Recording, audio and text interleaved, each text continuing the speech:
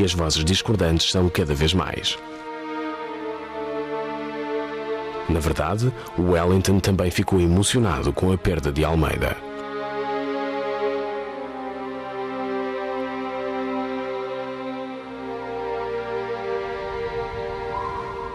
Quinze dias depois, Massena, no encalço do exército inglês, prossegue com o seu avanço, entrando numa das zonas mais pobres e desoladas de Portugal, a Beira Alta. Esta é uma região árida e despovoada onde faltam caminhos e recursos. À dureza do terreno junta-se o facto de toda a população rural ter sido deslocada para que o exército imperial não possa abastecer-se de alimentos e lenha seca, tornando desse modo mais penoso o seu avanço. A tropa francesa está esgotada e o clima é cada vez mais agreste.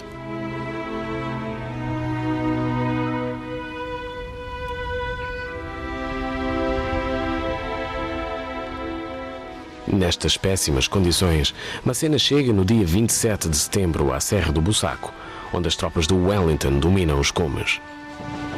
O general britânico conta com 50 mil homens e está disposto a entrar em combate uma vez que o terreno o beneficia. A batalha final resolve-se de forma dramática com ataques de baioneta.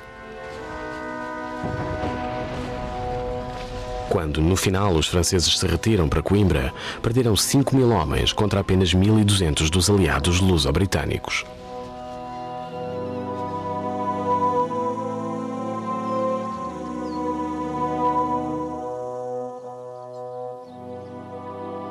Com a vitória no Bussaco, Wellington recupera parte do seu prestígio perante os aliados portugueses. Mas o chefe militar britânico continua a ser acosado de perto pela cavalaria de Massena, que tenta cercá-lo. Então Wellington ordena a retirada de todas as forças para trás das linhas defensivas que se estendem pela península de Lisboa e que são conhecidas como Torres Vedras.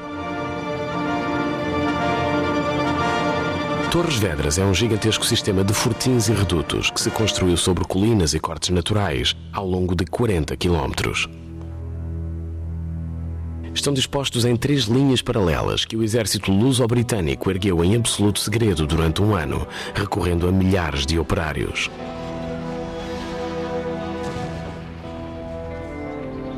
Massena, desconhecendo essas defesas, inspeciona-as atentamente durante meses e compreende, por fim, que são inexpugnáveis, que perdeu tempo precioso nos cercos de Ciudad Rodrigo e de Almeida. O velho marechal começa a retirar-se com o seu exército para a praça de Ciudad Rodrigo.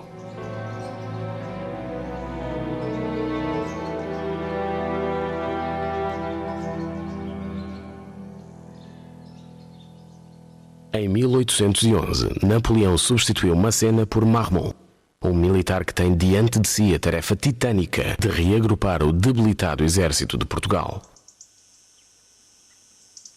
Ao avançar, o exército francês estendeu demasiado as suas vias de abastecimento, tornando-as muito vulneráveis às investidas de grupos guerrilheiros que as atacam por toda a geografia peninsular.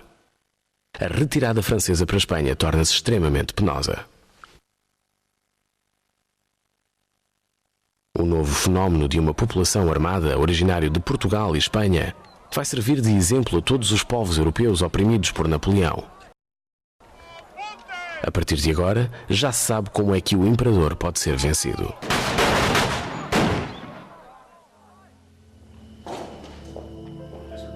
Em outubro de 1811, dá-se um dos factos mais surpreendentes de toda a campanha peninsular, quando El Charro, que pretende apoderar-se de um rebanho de gado em poder dos franceses, captura por acaso o general Reynaud, comandante-chefe da praça de Ciudad Rodrigo, enquanto este passeia tranquilamente pelo exterior das muralhas ao abrigo dos seus canhões.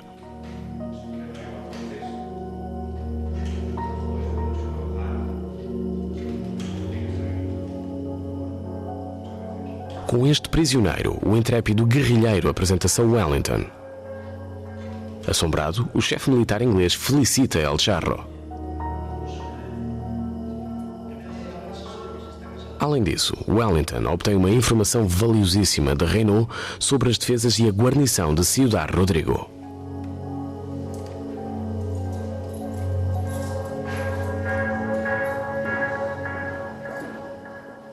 Em janeiro de 1812, Wellington estabelece o seu quartel-general na localidade portuguesa de Freineda. A partir daí, o general britânico e o seu Estado-Maior analisam a nova situação criada em Espanha, muito favorável aos aliados. Napoleão retirou 30 mil soldados da península para participarem na sua ofensiva contra a Rússia. Wellington conta finalmente com um grande exército e dispõe-se a tomar a iniciativa, aproveitando os êxitos que obteve no Bussaco e em Fuentes de Oñoro. O general inglês quer explorar o efeito surpresa, uma vez que em pleno inverno as tropas inimigas costumam estar dispersas ou recolhidas em quartéis. A ofensiva começará com a reconquista de Ciudad Rodrigo, utilizando a importante informação que o general Renaud lhe deu.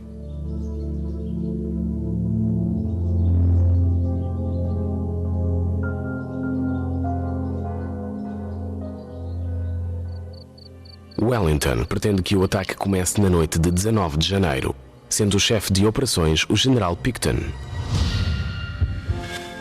A investida inglesa é devastadora.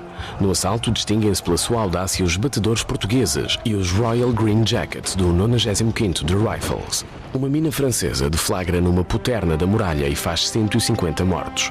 Mas os aliados já entraram na cidade e combate-se nas ruas porta a porta. O saque é inevitável.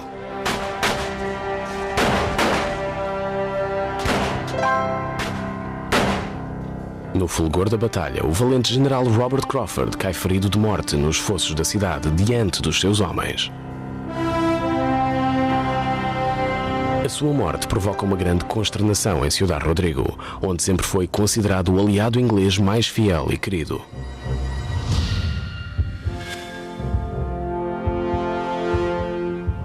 A ofensiva iniciada por Wellington com a conquista de Ciudad Rodrigo vai terminar com uma batalha final em campo aberto.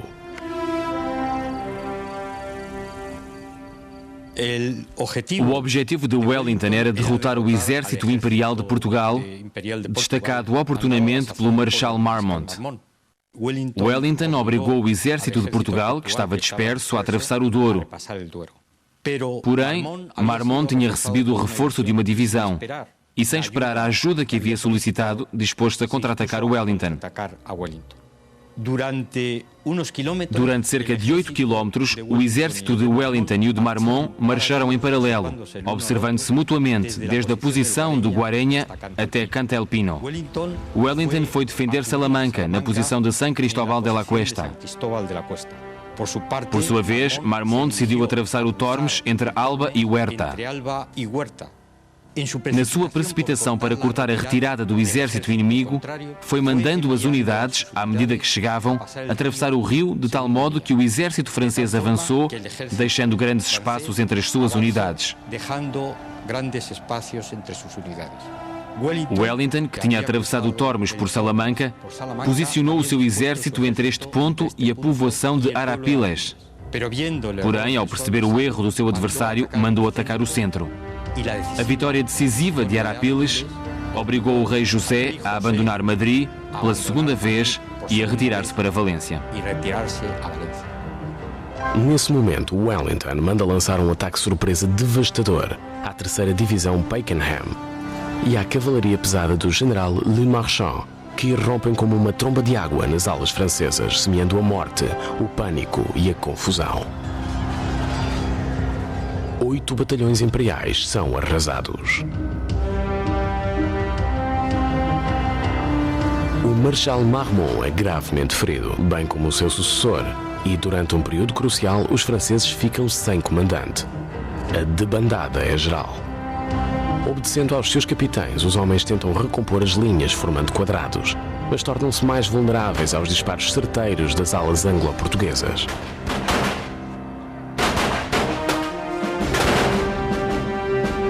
Ao cair da tarde, os franceses compreendem que perderam a batalha e retiram-se, abandonando no campo os seus feridos que, durante a noite, serão assassinados e espoliados pelos habitantes locais.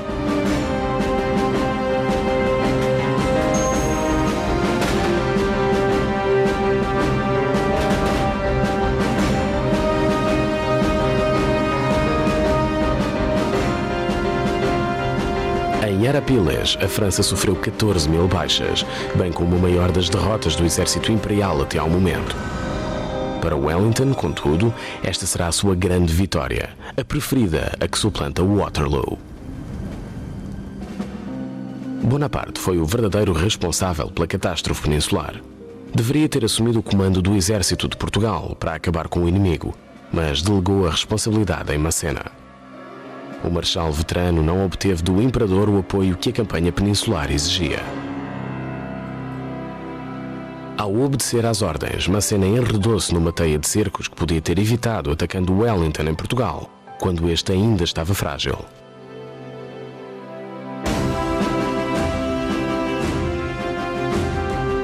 Wellington demonstrou que a sua estratégia foi a correta, apesar da incompreensão dos aliados.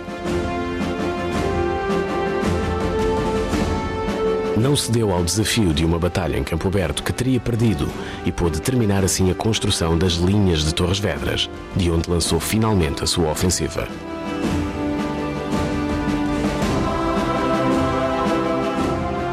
Napoleão chamou à campanha peninsular a sua úlcera que sangra. Para a sua mente de soldado, a verdadeira natureza da guerra atávica que se desenrolava em Portugal e Espanha era incompreensível. As triunfantes águias imperiais que dominavam todo um continente iniciaram o seu ocaso em Ciudad Rodrigo e Almeida, duas pequenas povoações de uma região remota da Península Ibérica.